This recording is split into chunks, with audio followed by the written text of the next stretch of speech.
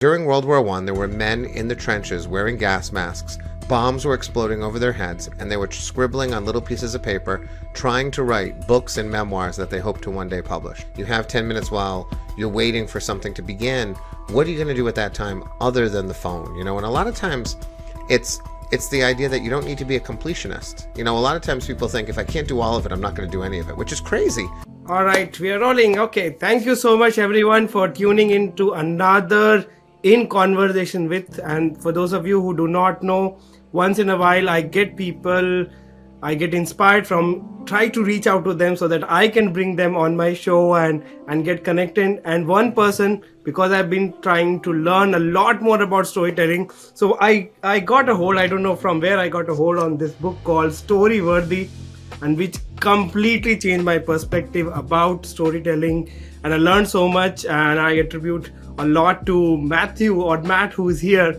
And I thought, why not reach out to him and learn directly from him? So thank you so much, Matt. Thank you for being part of this interview. I'm happy to be here. Thanks so much. Awesome. And let me give a very short introduction of Matt. Matt is, I don't know, there's so many achievements you already have, but he's an international best-selling author of novels like Memoirs of Imaginary Friends, Something Missing, etc., etc. I love nonfiction, and I know two of your best-selling book. One is Storyworthy, which I have, and the other one which I plan to have is Someday is Today. And we're going to talk a little bit about both of these books. Apart from that, his achievements are amazing. His novels have been translated into 25 languages. He's winner of 2014 Dolly Gray Award.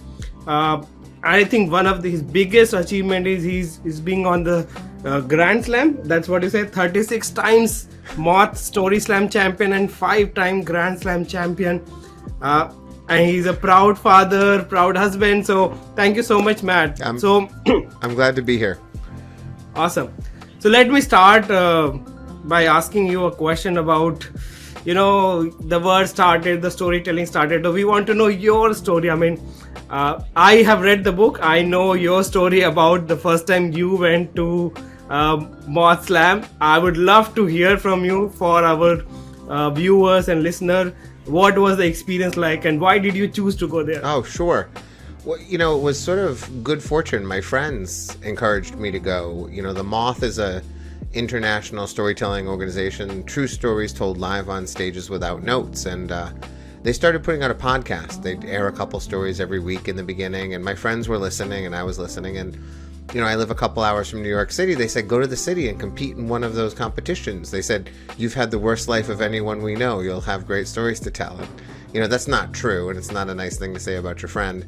But I've had one of these sort of unusual lives filled with, strange misfortune, we will say. And so, so I said yes. I always say yes to what people suggest I do, even if I don't want to. And so my thought was I was going to go to this storytelling competition, maybe stand on a stage, tell one story, and that'll be the end of it. And so my wife got us tickets. We went to the New Eureka's Poets Cafe, which is a sort of a famous place in New York City. When I put my name in the hat that night, there's about 20 names usually in the hat, and only 10 get chosen to tell a story. And by the time I got there, I didn't want to do it anymore. I thought this is not something I want to do. So when I put my name in, I sort of was hoping that I would be one of the 10 not chosen. And we got through 9 names, and my name had not been picked. And I was sort of already mentally driving home when my name came out 10th. And I couldn't believe it, And at first I didn't move. I sat there at this little table, and I didn't move because it occurred to me no one knows who I am. So if I just sit still and quiet, eventually they're going to have to pull a new name. But then my terrible wife, she kicked me under the table, and, she said, that's your name. And I said, I know, I don't want to do this anymore. And she said, we came all this way. You have a story in your head, go tell it. And so I did. I took the stage, and I hated every minute of that night until the moment I began speaking into the microphone. And that was it for me. The first few words came out, and I knew that this was a place that I wanted to be. So it was great. And I won my first competition, which was great. That helps a lot when you have some instant success. And I just started going back to tell stories. Today it's crazy because now I consult with Fortune 100 companies, and I teach, CEOs how to deliver keynotes, and I help sales teams and marketing teams. And priests and ministers and rabbis. I worked with a magician a couple weeks ago. I work with a landscape painter. Everyone needs storytelling, and it was not the plan. It was not my expectation to do any of these things. I thought I would tell one story and never again. So it's the power of saying yes to things, even though you don't really know what's going to come out of it. That's such an amazing thing. You said the power of saying yes, and I think I have a similar quote which I got and I really love, which is say yes and then figure it out, because you might not be able to figure out how you are gonna do something, but if you say yes, probably the window opens and you're like, okay, now that I've said yes, I put my name in the hat, I have to figure it out. So our mind start going into the direction of, okay, now there's no option of going back. The boards are burned. Now how do I tackle this?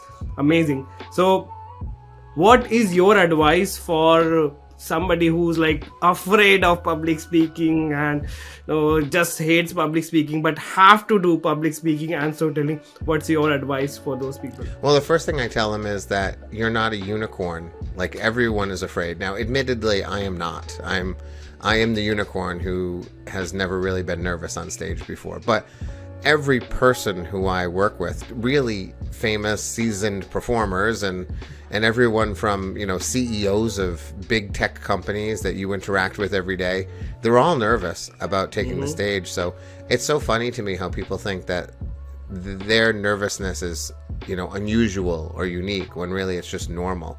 It's hard to do what we do, which is stand on a stage and speak to people extemporaneously, or at least without any notes typically. There's a lot that goes into it, and absolutely. We have a certain amount of mental bandwidth that we have working for us at any one time, and public speaking demands so much bandwidth from people, especially inexperienced people. So the ability to speak and remember and to monitor what you're saying and monitor the audience and react to what the audience is doing, and then watch the audience and keep track of a time, and do all of those things at the same time is really hard. And then pile on top of it, it's very rare in life that you're doing something and you can't sort of stop and collect yourself. With most jobs and most things we do, if you sort of stumble or you get lost, you can sort of stop and just pull yourself together. But you can't do that in public speaking, because when you stop to pull yourself together, it gets awkward for everybody. You have to keep going. So absolutely. That's challenging. And then all of your mistakes are exposed. When you make a mistake at your job, typically you know about it. Maybe your boss knows about it. Maybe a colleague knows about it. But, when I make a mistake on my job, 1,000 people in a theater know I have just screwed up. So, of course you're nervous. But what I always say, what one of the characters in one of my novels says, is the right thing and the hard thing are almost always the same thing.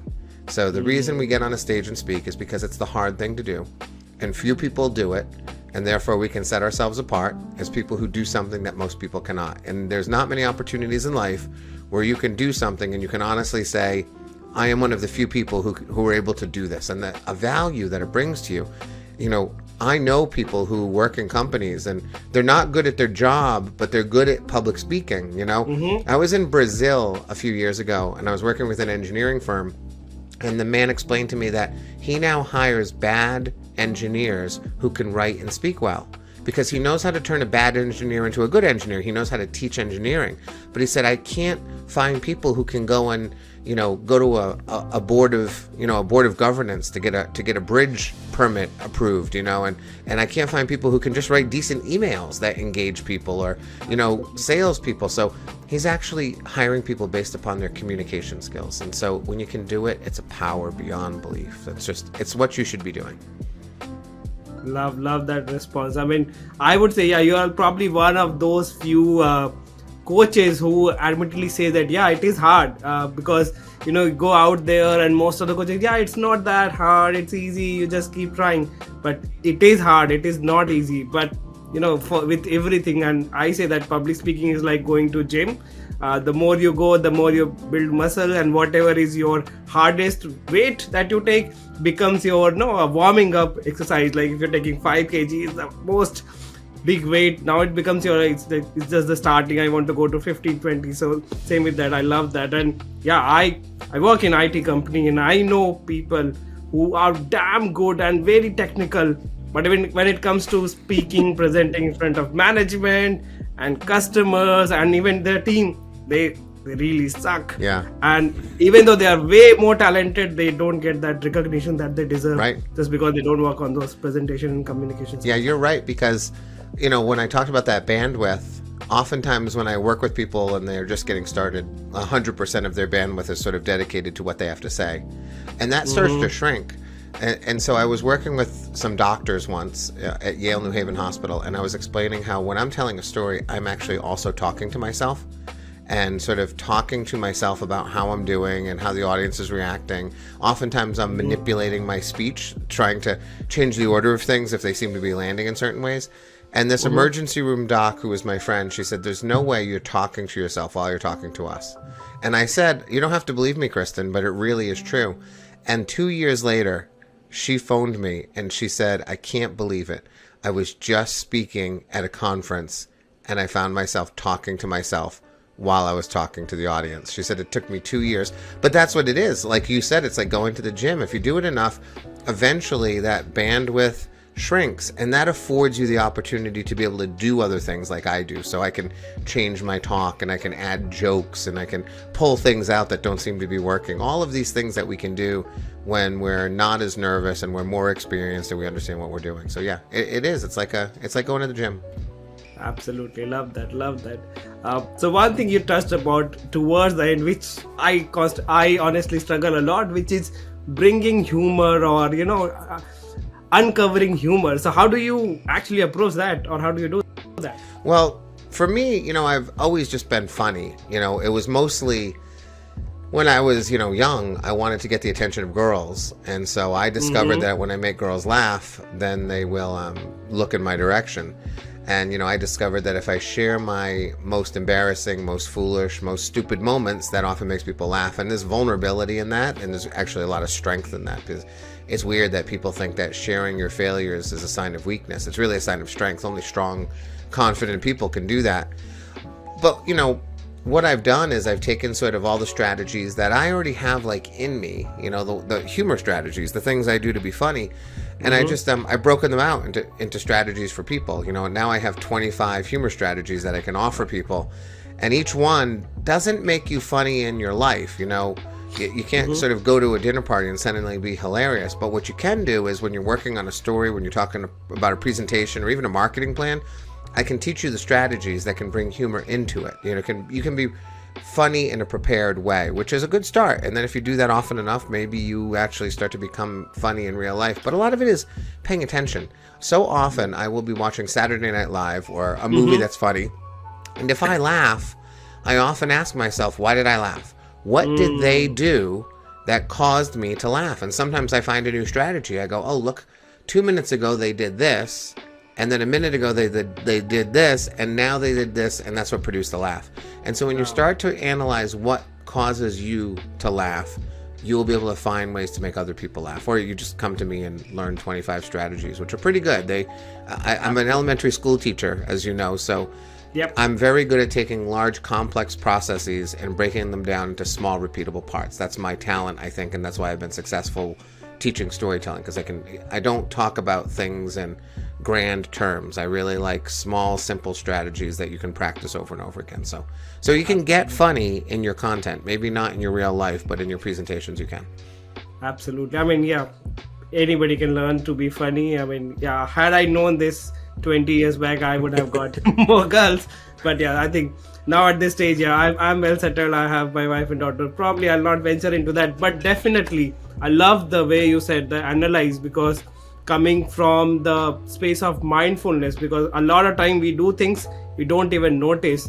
And I think even though it is got to do a lot of the spiritual thing and all, but even in the context of storytelling or public speaking, this comes really into things like why did you laugh, or why there was some giggle happening, or why we didn't get the reaction that we were expecting.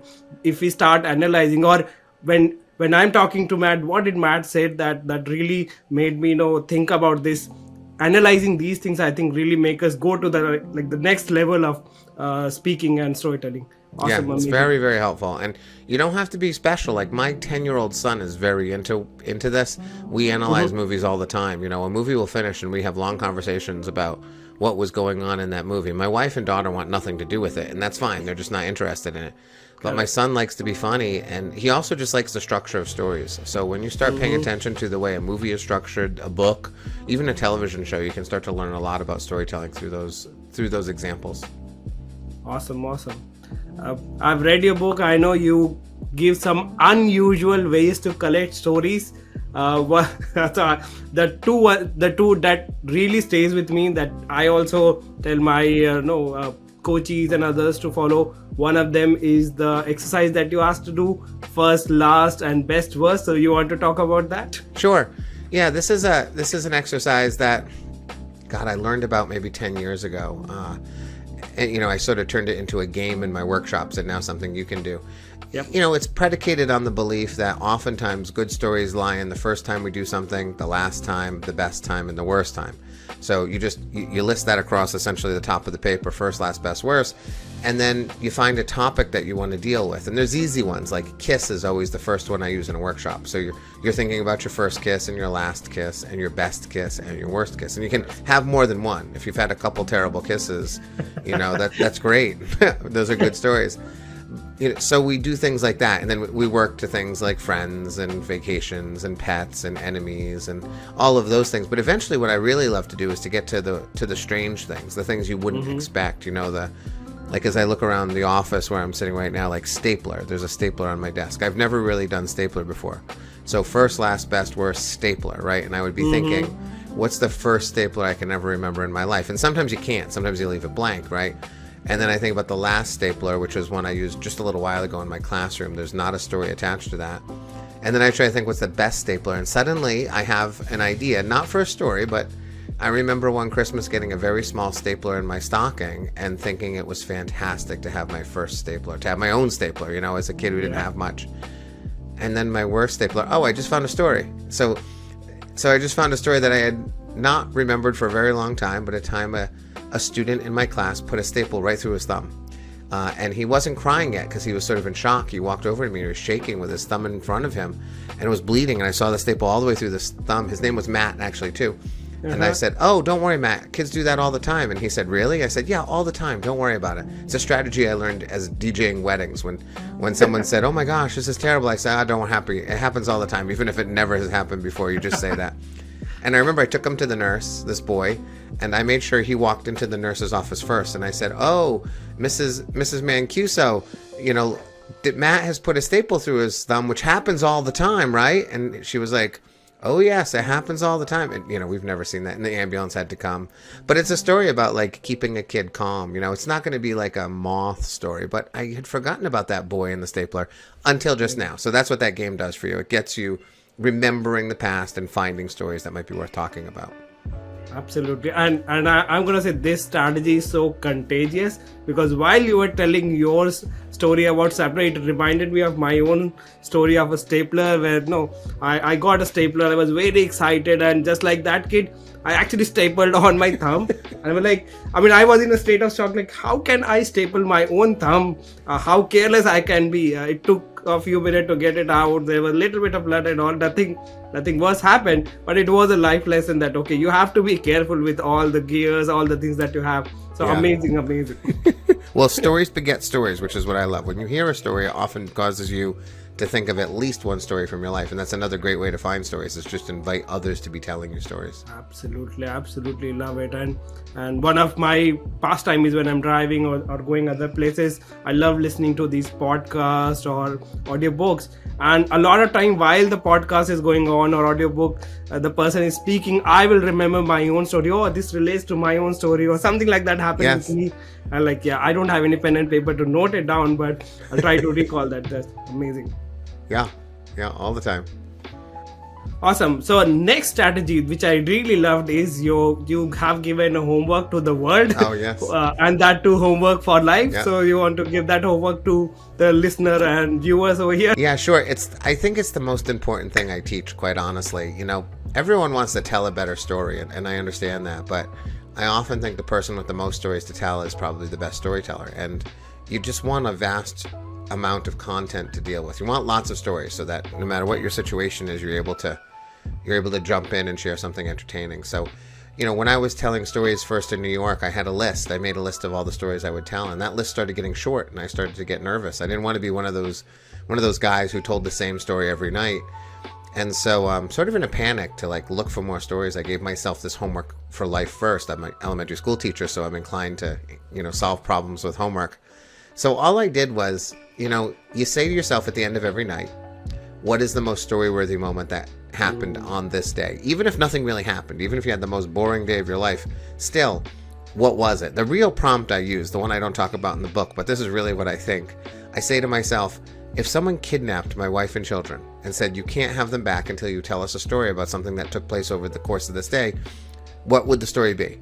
So whatever that story is, whatever that moment is, I write it down. I don't write the whole thing down because that's crazy. I like small, repeatable things. So on an Excel spreadsheet, I have a date column, and then I stretch the B column across the page. And in that simple screen length, I write down my story, what happened to me that day. And my goal was to find maybe one new story per month, 12 new stories over the course of the year. I would have been thrilled if that had happened. But instead, miracles happened. I discovered that our lives are filled with stories. All the time, things happen to us. People say things to us, and we see things for the first time. We feel things, we change. And we let these moments go, which is really tragic. We experience a multitude of things that are worth sharing, and then we just walk by them like they're worth nothing. Let's play a terrible game for you and your audience. So if you're in the audience, take your age, whatever it is, I'm 50, and subtract 12. We'll do 12 today. So for me, it's 38, right? So whatever your age is, subtract 12. In that year of your life, my 38th year, ask yourself, whatever your year is, how much can you remember from that year? What could you tell from that year? Unless you had a baby or a big move or maybe changed a job, a lot of times people can't remember anything. I've been in workshops where people start to cry because they realize they can't remember a single thing from 14 years ago or 9 years ago or 12 years ago. And it's not because they didn't have a good year. It's not because things didn't happen. They went all the way around the sun. Really extraordinary things happened. People said things and did things and they saw things. But the problem is we just allow those things to go away. And that's why time flies for so many people. That's why it feels like time is rushing away from us, because we're not marking time, because we're not putting us a post in every day saying, here's what this day was and here's what this day was. And so, my kids are 10 and 14 now. And I started Homework for Life right about when my daughter was born. Wow. And I'll tell you, they feel 10 and 14. They don't feel like they're growing up too quickly because I'm marking the days of their lives. So often they're in my Homework for Life.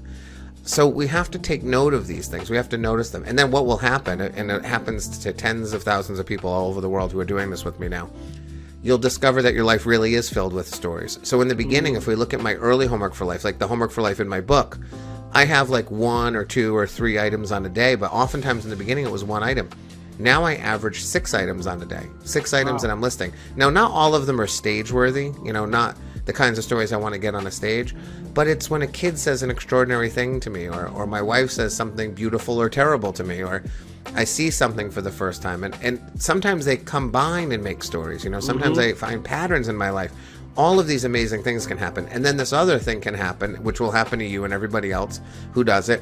Suddenly you'll crack open. As you start to see your life through the lens of storytelling and that narrative storytelling structure, suddenly the things you have left behind, those memories that you've forgotten, they're going to come back. And I put those in my Homework for Life too. I mark them as memories and put them in, just like the moment we just had with Matt, that my former student Matt with his staple through the thumb, that's going to go in my Homework for Life today. I'm going to mark it as a memory and say that's what happened. I'm going to write down the little red stapler that I got in the Christmas stocking because I haven't thought about that in a long time. It might never be a story, but it's something I'm going to tell my kids about. It's something I'm going to tell my wife about, and it's going to be something meaningful to me. And every time we reach back and find a memory, our lives start to feel a little more complete and a little more full, and time feels a little more easy on us than it does right now for most people. So it's important. It's the most important thing you can do for yourself. You have to do it every day, even on the days when you're bored and you feel like you got nothing going on. Those are the best days to do it because that's when you're really building the muscle, right? Okay. If you have I have 8 items for my Homework for Life on my wedding day. I think, big deal. Of course you can tell stories about your wedding day, or the day my child was born, the first time I went to the new job. Of course there's stories on those days. It's on the normal days that we build the muscle and we start to see the things that we're not seeing now. So it is the most important thing you can do. I have a TED Talk on it called Homework for Life. I talk a lot more about it there. You can just go Google the phrase Homework for Life. It'll come right up for you. Of all the things I teach, it is the most important thing that you can be doing for yourself. Absolutely. And for my audience, I'm going to put the link of your TED Talk. It's absolutely must watch for anyone. Amazing the way you do the TED Talk and the way you tell how you should all do the homework. That was really inspiring. So I'm going to put all the link and your website link as well in the show notes. So you're doing Homework for Life, I assume? I was doing, me. and I'm actually preaching that. I was trying to search where did I put the book. I think it's right here. I've got one book. Yeah, I'm gonna be a little bit honest. Yeah, I've not done in last few weeks, but yes, I absolutely love Homework for Life, and I also tell other people to refer the book and also do the homework because it's very, very important. And like, no, I was so happy to see one of my mentees. She actually started doing this homework, and you would be amazed to know she actually had close to 300 of her own stories. And I love that. Yeah, and she went on to actually choose 121 stories out of that and created an amazing book out of it. Like, yeah, wow, amazing. So it's all kudos to you. That's great. I'm really glad. Well, it was her who did that work. You have to think of it like brushing your teeth. If you wouldn't skip brushing your teeth, you don't skip Homework for Life. Yeah, it takes 5 minutes. It's nothing. It's nothing. Amazing. So my next question to you is, which is very interesting, because when I go through your profile, you've done so many things. You are an elementary school teacher, you are a storyteller, you are a coach, you are a marketing and storytelling consultant, you are a blogger, you are a wedding DJ, you are a minister, you are a Lord of Sealand, and so many other things. How do you do all of that? Well, that's why I wrote Someday Is Today, the follow-up to Storyworthy. It's the question I get asked most often, which is how you do all the things that you do. And oftentimes I would think, if you have 11 hours, I can help you. But otherwise, I can only offer you tiny little strategies that may or may not help you. But ultimately, a lot of it is about making sure you maximize the time that you have. Our lives are filled with 10 minutes here and 6 minutes there and 14 minutes there, and we just waste them. We have these terrible things in our pockets called phones. And what happens is the moment that you don't have something to do, the phone comes out and you start looking at it. And oftentimes what you look at causes you to feel worse about yourself as you're looking at it. It doesn't make you happy. But that's what we do. And so, one of the strategies I offer in that book, Someday Is Today, is make a list of everything you can do in 10 minutes. And have that list in the center of your mind, so that when you have 10 minutes in between a meeting, or you have 10 minutes while you're waiting for something to begin, what are you going to do at that time other than the phone? And a lot of times it's the idea that you don't need to be a completionist. A lot of times people think, if I can't do all of it, I'm not going to do any of it, which is crazy. So like in 10 minutes, I can fold half a load of laundry, which I will, because that means I don't have to fold that half of laundry later on. And that's going to recover that time for me, right? So I'm always looking at like a little thing that I can get done. As a novelist, I say to myself, well, I can probably write 12 good sentences right now, or I can review the last 3 paragraphs that I wrote and see if they need to be revised. And so often I meet writers who say, well, I can only work from like 10 to 2, and I really like to have a latte, and I like to be sitting with some smooth jazz. And I always say, during World War I, there were men in the trenches wearing gas masks, bombs were exploding over their heads, and they were scribbling on little pieces of paper, trying to write books and memoirs that they hope to one day publish. And you need Starbucks and smooth jazz and a latte. So wow. It's just the idea that, we can't ever find the perfect time, so we have to use the time that we have. My book goes into tons of strategies that I use to maximize my time, and also to preserve your spirit. It's really easy to get down when you're not doing well, and so taking care of yourself, taking care of your mind is really important, and finding ways to build momentum, all of those things are critical. So it's all answered in that book. Again, if you want to give me like 11 hours, we can go through step by step, but the book's great. The book will really help you. I'm going to order that right away. I'm going to order after this. I definitely recommend all of this. And I love that. I think 2 of the things which really stops us from making progress is the completionist and the perfectionist. Like, we want to complete everything and we want to make it perfect.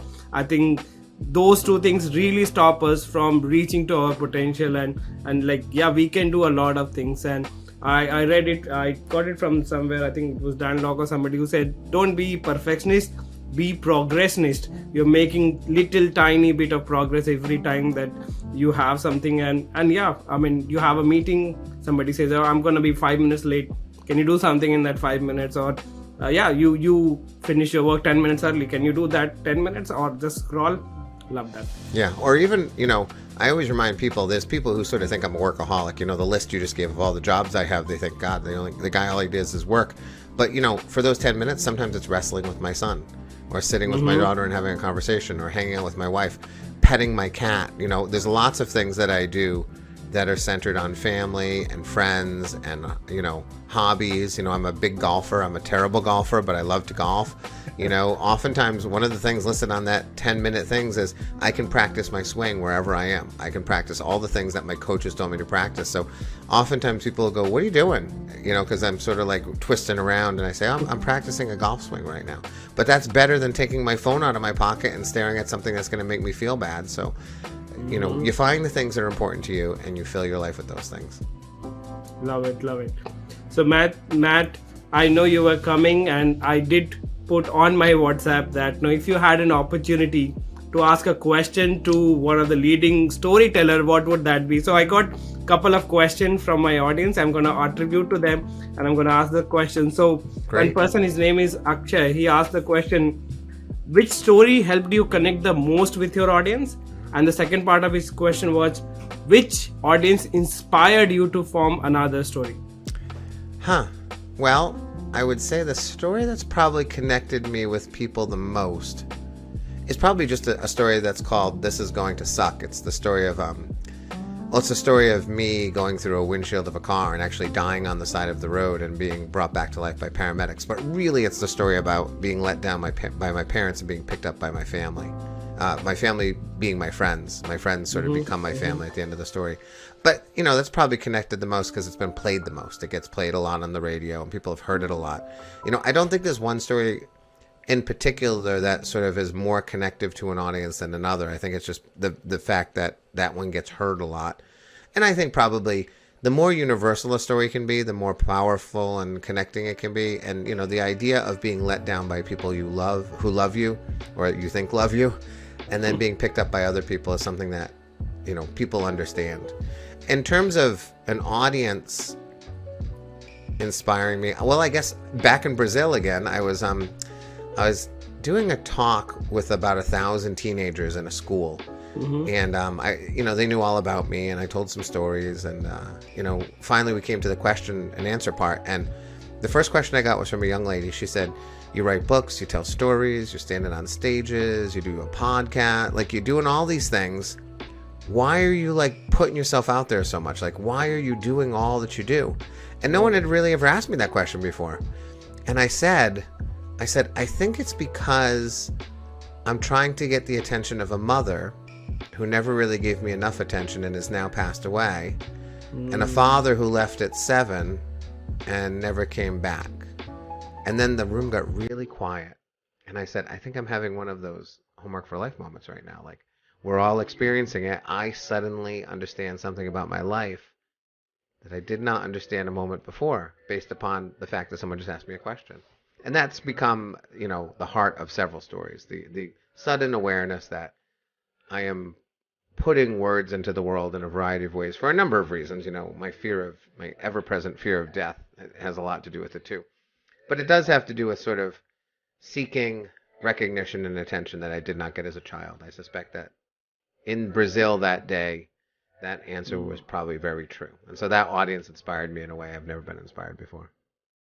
Awesome. Thank you so much for sharing. I literally had goosebump moments when you said that. And yeah, literally, it's a very, very deep question, and the way you answered, amazing. Thank you for sharing that. Thank you. Another question that I got from Taiba, and she asked, how do you grow into a master storyteller? Well, I guess it's practice more than anything. I think you have to stand in front of people. I think we all sound great in our heads. We all sound great in the shower. And we all sound great when we're walking around the house and we're talking to ourselves. But the only time you really know whether you're good or not is when you're standing in front of strangers. The problem with storytelling is we tell 99.999% of all the stories of our lives to people who love us. And so they smile. And they treat us kindly, even when the stories we tell are bad or poorly crafted. And so we don't really ever get solid feedback on whether we're doing well or not. So you need to find an opportunity to be able to speak to people who don't know you and can react to you in the moment, and you can hear it. Right away when you're telling a story, when you meant to surprise them, if you surprised them. And when you tried to make them laugh, if they laughed. And if you tried to make them cry, if they're crying or at least getting so quiet that they, are holding back the tears. So you have to make sure you're doing that. And that's how I started. I got lucky. I went to New York. I told a story in front of a whole bunch of people. They loved it. And then I said, I want to do that again, and through that process, I started to figure out what's really working and, what doesn't work. And then listening to people competing against me, I would listen to them and think, well, I like what he just did. I hate what she just did. That was a mistake over there, right? But you've got to put yourself out there. If you're just telling stories to yourself, if you're just writing them on a page, you're just never going to know if you're any good. You've got to get the feedback. Love it. And what I can read between the lines that you said is, whether you are a coach, whether you are at the pinnacle, you always have to be a learner, always learning from different storytellers, finding out what they could have done better, taking the feedback, honest feedback, and then working on it. Amazing. Thank you so much. Now, Matt, my next question, and this is not from audience, but just came out of my mind, is what has been one of the most hilarious or embarrassing experience you had with when you were speaking or telling a story, if you could remember? Wow. The most embarrassing moment I've ever had while telling a story. There haven't really been many. I'm trying to think of any that I've been sort of embarrassed. I mean, I guess there's been some crazy moments. I guess the craziest moment I ever had was I was performing at the Moth Ball, which is a big fundraiser in New York City for the Moth. Mm-hmm. And I told a 90-second version of a story. Actually, the 90-second version of that car accident story on stage. That's what I had to do. And David Blaine, the magician, was in the audience that night. And I didn't know who he was. I knew who David Blaine was, but I didn't recognize him. And so someone from the Moth came and said, someone wants to talk to you. Could you please come back to the stage for us? So I left my wife. My wife was dancing with me, and she said, oh, just go talk to the person, and I'll go to the bathroom. And so when I came to the stage, I was standing next to David Blaine. I didn't know it was David Blaine. I thought it was just a man who wanted to talk to me. And I said, so have you ever told a story before? And he said, well, no, but I've held my breath for 17 minutes, and I told a TED Talk about how I manage that. And then I said, are you David Blaine? And he said, yes, I thought you knew. And I didn't. And so he wanted to record my story into his phone. He wanted me to retell the story so he could have it on his phone, which I did. And then he did a magic trick for me in return. And I could not believe what he did. Like, he did a magic trick, and there was a New Yorker reporter standing next to me at the time.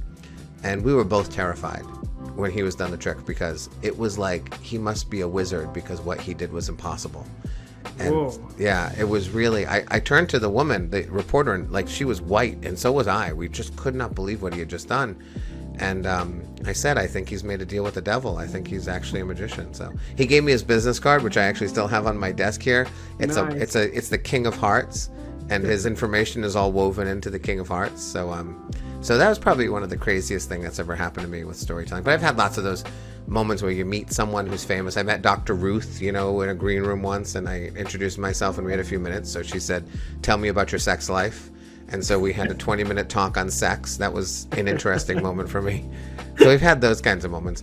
I had a man once ask me in Boston, I told a story on stage, and he came up to me, and I believe in saying yes to almost everything. And I believe saying yes to everything. He came up to me and he said, in Cambridge, which is, right outside of Boston, I produce a storytelling show, but you have to stand on the stage naked to tell the story. And he said, would you be willing to do that? And I said, no. I said, I'm an elementary school teacher. I don't think I should be standing naked on a stage. But truthfully, I don't know if I could stand naked on a stage like that and just tell a story. But that one hangs on me as like I regret it, because it's the one no I can really think of. And my wife's glad. She's like, I would not have let you do that anyway. But I sort of after this stay so I don't know you. Yeah, exactly. So that was weird. That was one of those moments I kind of regret saying no to, because I don't like saying no. I hate it.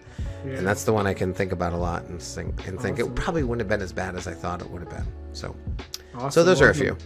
No, that's plenty and pretty awesome. Thank you. My last question to you is, if you had an opportunity, you have only 2 minutes, let's say, and you have a teenager who wants to, make a difference to the world, what would your message be for them? Well, I think so often when I'm working with young people, and I work with teenagers too. I'm a fifth grade teacher here, so I teach 10-year-olds. But Mm-hmm. I work with teenagers in the summer at writing camps and things like that, these storytelling camps.